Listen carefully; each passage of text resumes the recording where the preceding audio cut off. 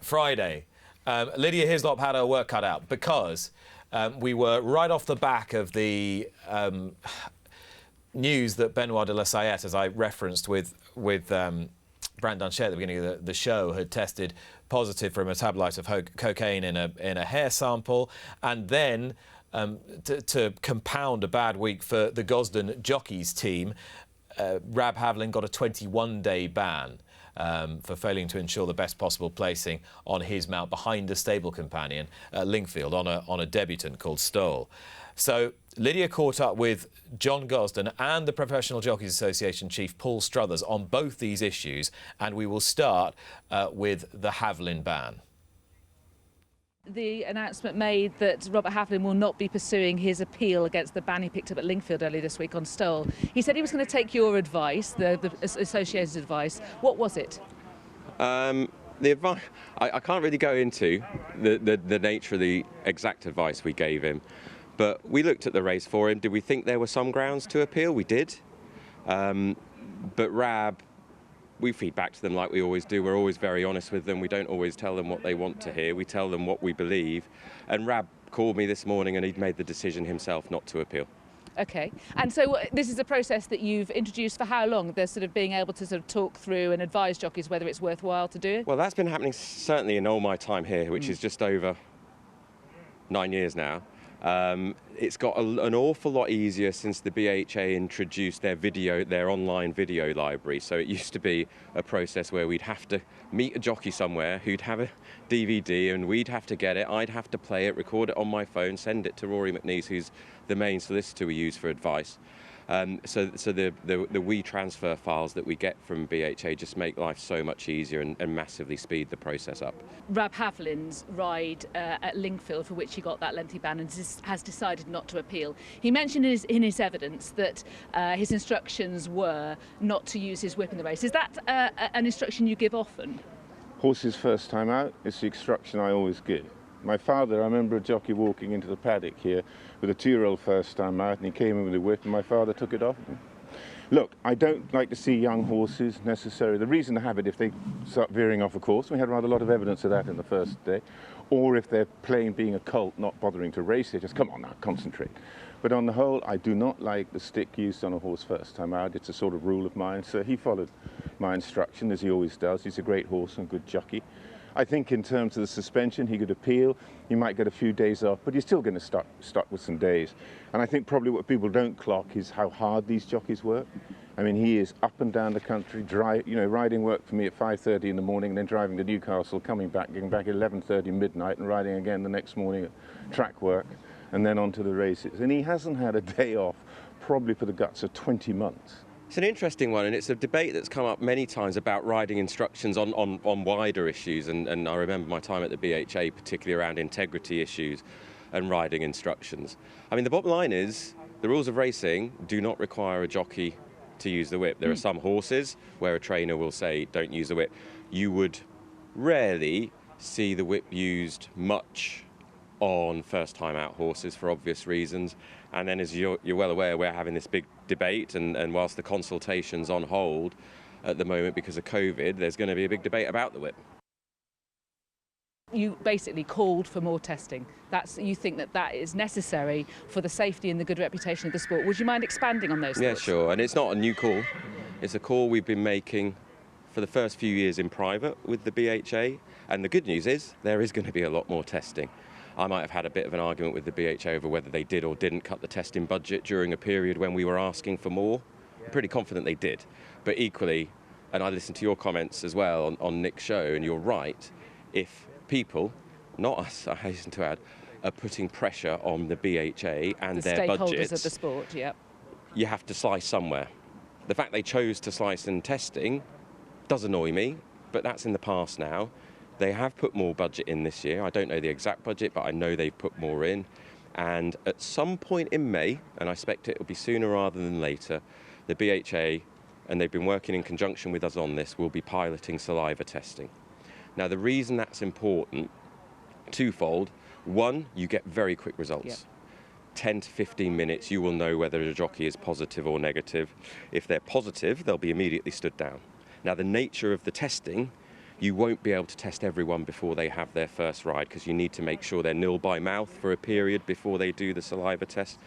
But there'll be an immediate suspension. There'll be a B sample that will then go off to the lab to be counter-analysed. With urine testing, they all go off to the lab to be counter-analysed, and they have to be stored, etc. So a combination of increased budget plus a switch to saliva testing, and I wouldn't know the figures, but I think we'll get them over the next 2 or 3 weeks, whether you can increase your volume of testing by 3, 4-fold. I think that's hugely important. I think the shift towards utilising hair testing, and the cost of it and the budgets and everything else, it will be selective, but just that selective element alone is it is really important, I think, because if you've done it, and look, when you're going bald like me, you don't have any hair, but it doesn't have to be head hair, so you can take hair anywhere from the body. As long as there are 2 or 3 centimetres of hair, it's that historical marker, albeit for a short period of time, 2 or 3 months, as to whether you've been taking something you shouldn't. And whilst I accept and have acknowledged for some time there is a problem, I believe it's still a very small problem. The fact that our members are getting cross with me because they feel I've been too pastoral, I would challenge that because they don't know necessarily what goes on behind the scenes with this plan for saliva testing, etc. Paul Struthers on the delicate balance that he is having to strike between looking after his members at the PGA and also making sure that cocaine use is eradicated, and highlighting the issues there. And that is where we're going to start this week's Talking Points.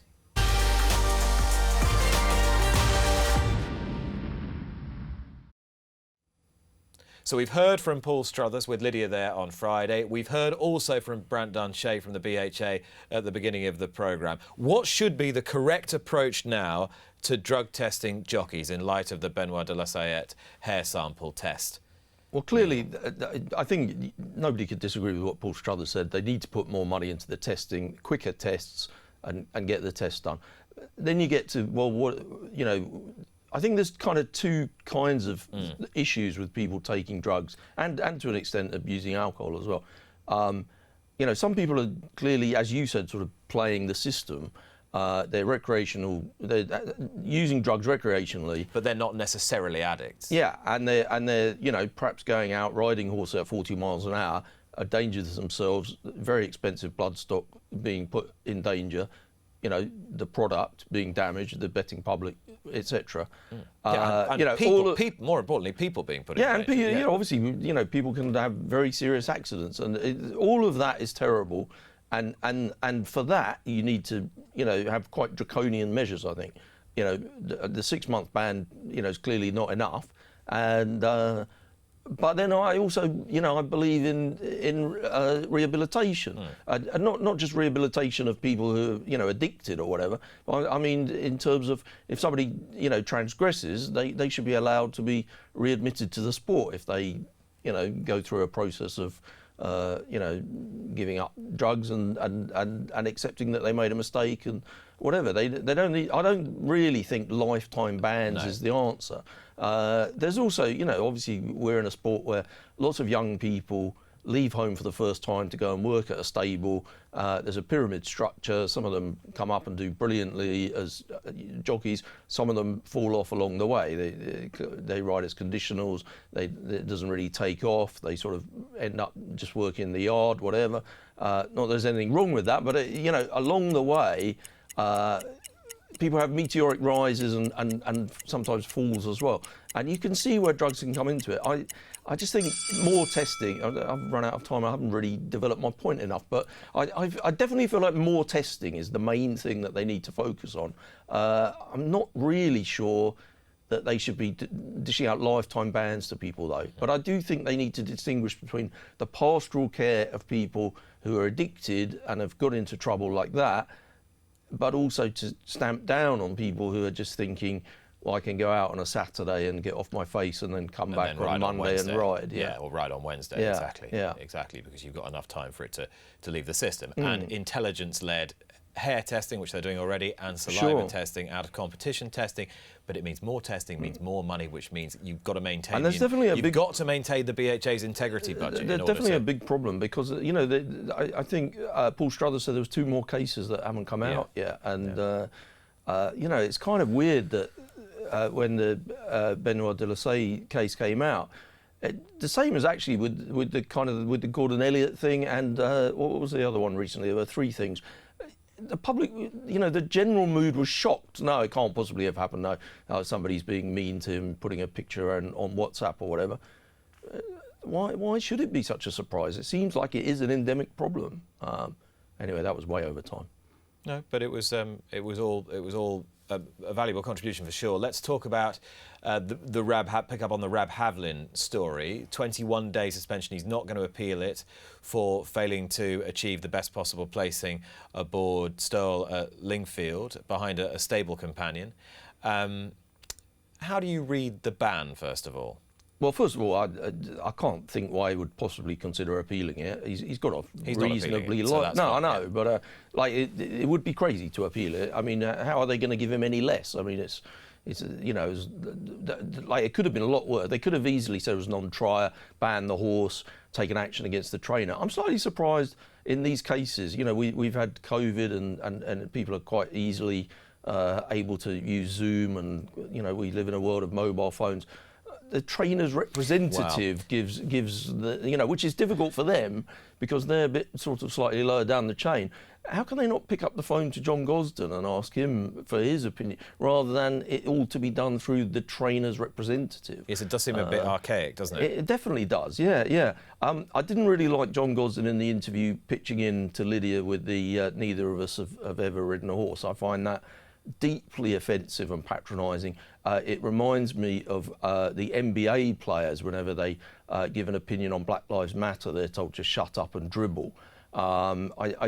People being told to stay in your lane. We have lots of ex-jockeys appearing on television these days, some of them doing a brilliant job, by the way, as analysts. But nobody says they're only allowed to talk about riding tactics and they're never allowed to talk about form or betting or anything like that.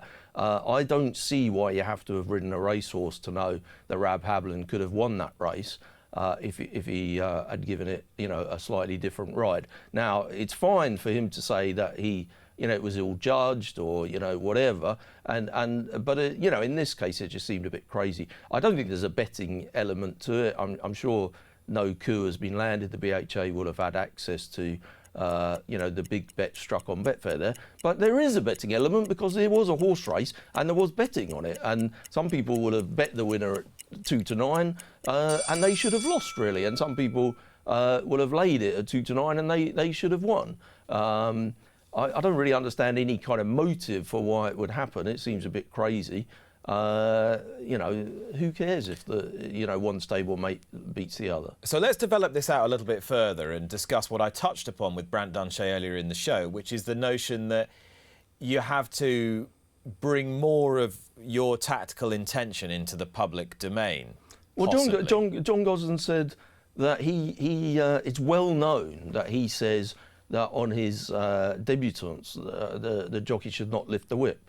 So presumably Frankie Dettori must have come in for an absolute rollicking on Friday when he rode a filly, a Frankel filly. No, Chiasma, the full Chiasma, yeah. He gave it a couple of good slaps. And nothing wrong with that because it's a horse race, for God's sake. They've got a whip in their hand and they're trying to win the race. But yeah, I mean, this is clearly not true. That either John Gosden didn't tell Frankie Dettori that, Frankie Dettori didn't know about that, or Frankie Dettori just decided to disobey John Gosden's instructions. Let's get back on this point, which is it feasible, is it viable to have a situation whereby there is more information about intended tactics brought into the public domain? I mean, we spent, 2 or 3 years talking about whether people should know about wind ops, and then people tell you there are 7 different kinds of wind op, and you don't really know which one does what. If you were to believe Charlie Mann in last week's Racing Post, and they don't get declared or whatever. Yeah. So they might not get declared. Yeah, of course.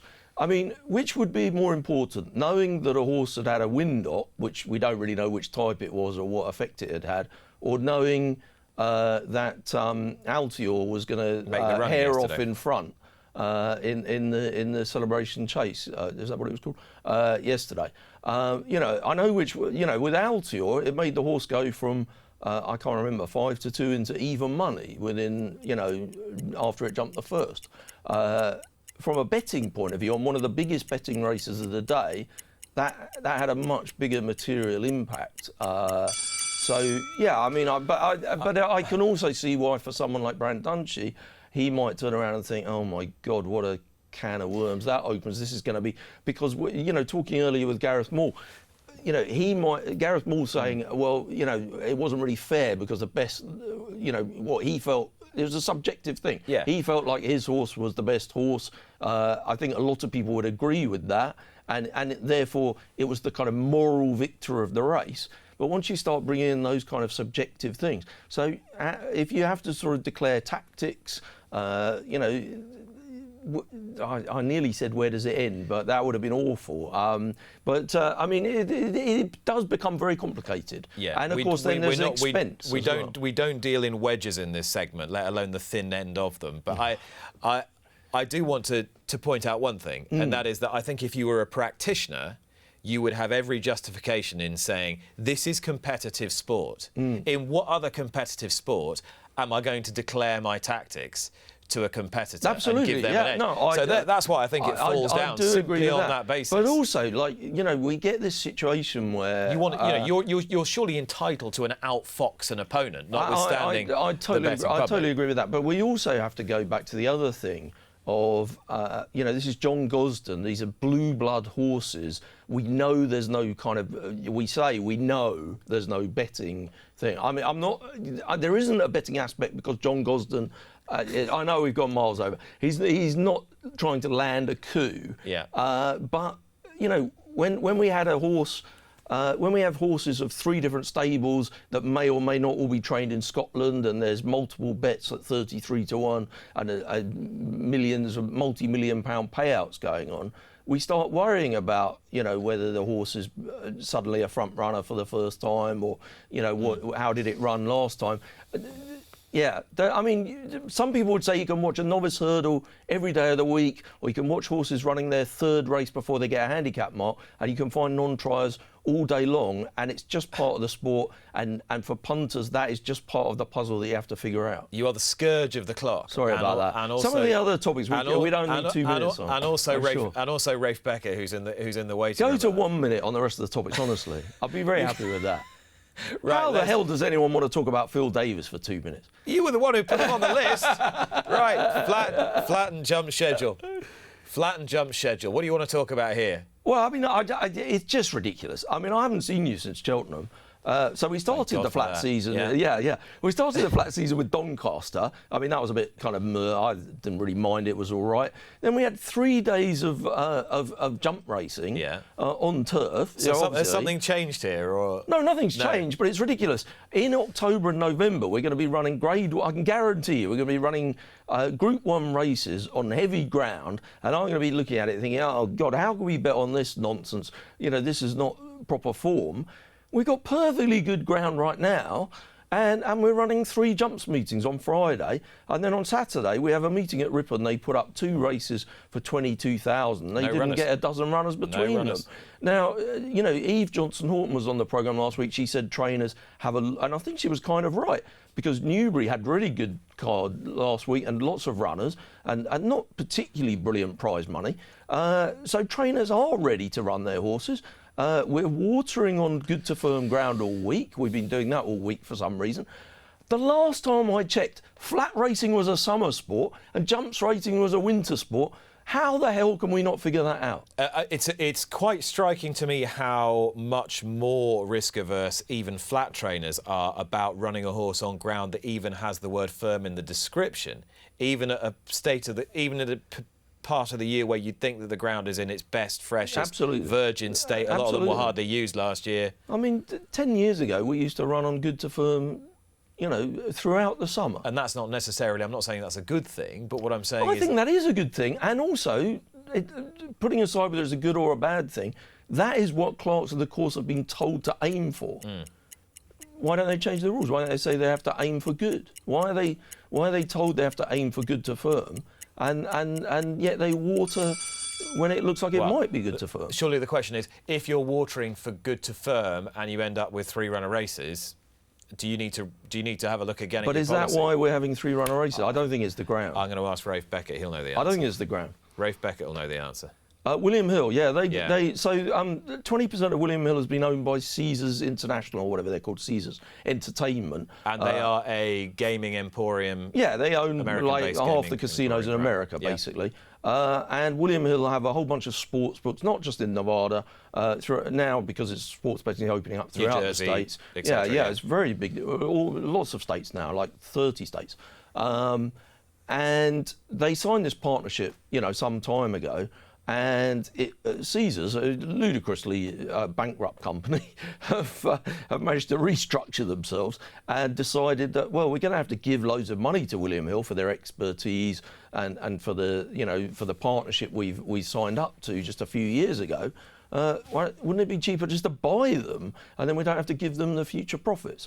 And these UK betting companies have all sort of doubled in value over the last 5 years because of potential from America. So anyway, there was a bit of a hiccup along the way with the sale, and Apollo Capital came in and tried to make a kind of counter bid.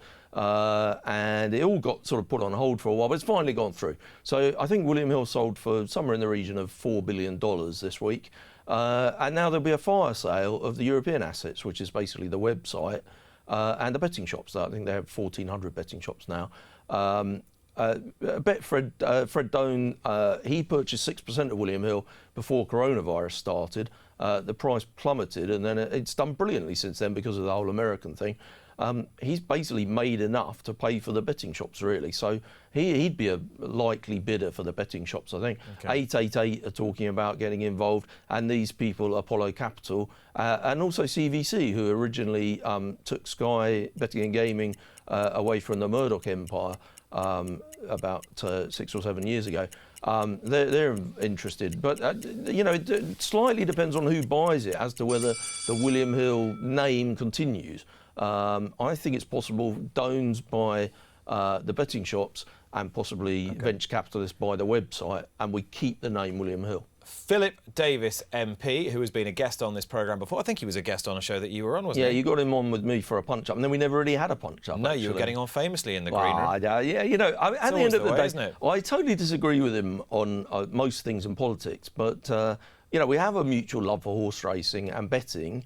And he's always very personable whenever he meets me, which is 2 or 3 times now. It's rather disarming, actually. But he wants to stand to be in the ROA, the Racehorse Owners Association. The ROA Council, yes. Yes. The council elections for the Racehorse Owners Association are up now. He'd certainly shake things up a bit at council meetings. Yeah, I think there's been some kind of manoeuvres in terms of the all-parliamentary what do you call it, the group for betting and gaming, and he's tried to get more involved there. I don't know that's going very well. I think he feels like if you've got strong views on the sport, it's no good standing on the sidelines. You've got to roll your sleeves up and get involved.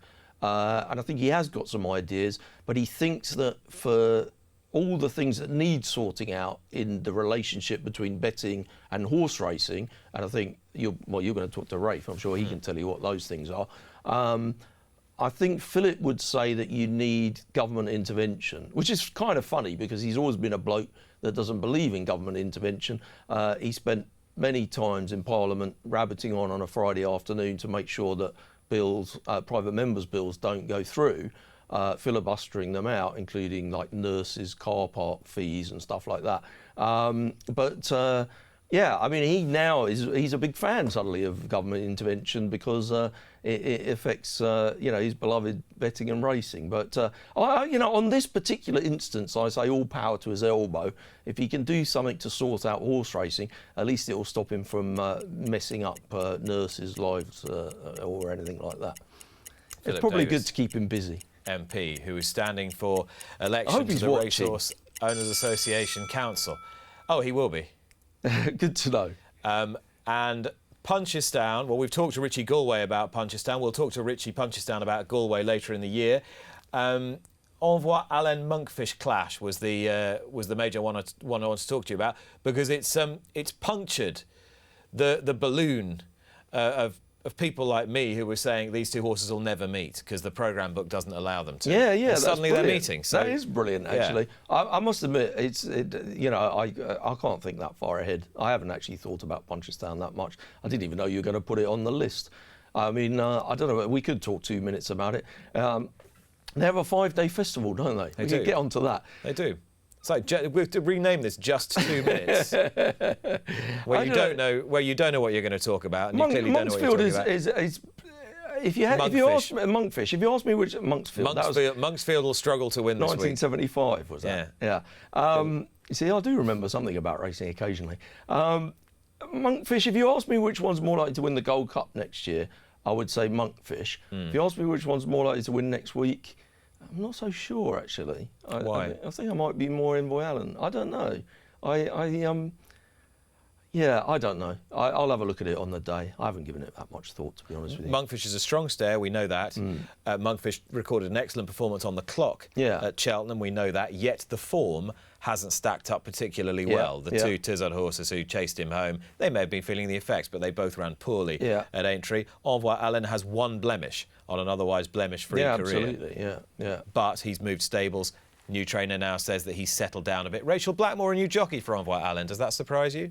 No, not really. I mean, nothing surprises me about Rachel Blackmore. The meteoric rise. No, I mean, it all looks pretty. Yeah, no, I'm not surprised. OK, well, I think that just about wraps it up. Sorry about that. And that just about wraps you up as well. So thank you very much, Neil Channing, for your help and your input. Rafe Beckett will be coming in very shortly.